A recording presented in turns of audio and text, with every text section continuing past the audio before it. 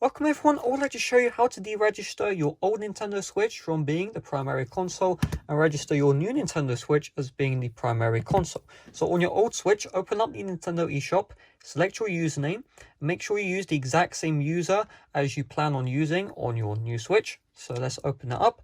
Once the eShop has opened, select your username, scroll down to the very bottom until you see right here, primary console, this console, and then you should see the deregister option.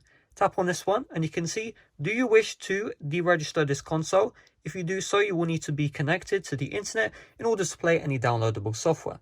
Tap on deregister and it's going to bring you to the Nintendo page. You will need to enter your passcode in again. So what I'm going to do is I'm just going to enter this in now. Once you've done that, you can see the console has been deregistered. Just tap on OK and you do not need your old Switch anymore. So I'm just going to turn this off.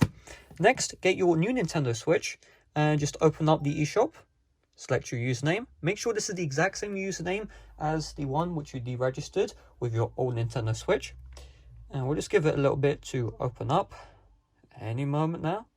And so we just want to tap on our username, scroll down to the very bottom, and you can see that now my primary console is this console. For some reason, if you have like 10 Switches, you should be able to have the option to register if you have like multiple, but you can see I only have 2. So when the old one isn't primary, the second one is. So really, that's what there is to it. Hopefully this video did help you out. If it did, make sure to leave a like, subscribe for brand new. Thanks for watching. See you guys later. Bye bye.